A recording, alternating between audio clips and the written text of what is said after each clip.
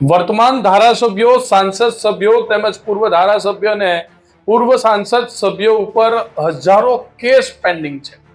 દર્શક મિત્રો, 5000 જેટલા કેસો જે છે એ વર્તમાન ધારાસભ્ય તેમજ સાંસદ સભ્યો પરના હાલ સુધી પેન્ડિંગ છે।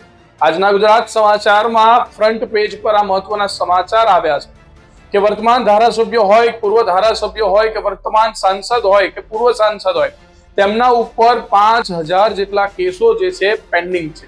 વધુમાં વકીલે એવું પણ જણાવ્યું છે કે ધારાસભ્યો તેમજ સંસદ સભ્યોનો ટ્રાયલ તેમજ તપાસ દરમિયાન પણ દબદબો હોય તે પ્રકારનું માની શકાય છે।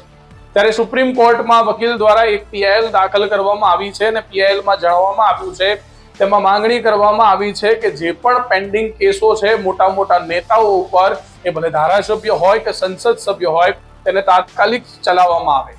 નોટિસો આપવા છતાંય ક્યાંક ને ક્યાંક કાયદાકીય બચાવ કરી ધારાસભ્યો, સાંસદ સભ્યો જે છે હાજર ન થતા હોવાની બાબત પણ આજના એ ન્યૂઝમાં આપણે સૌ જોઈ શકીએ છીએ।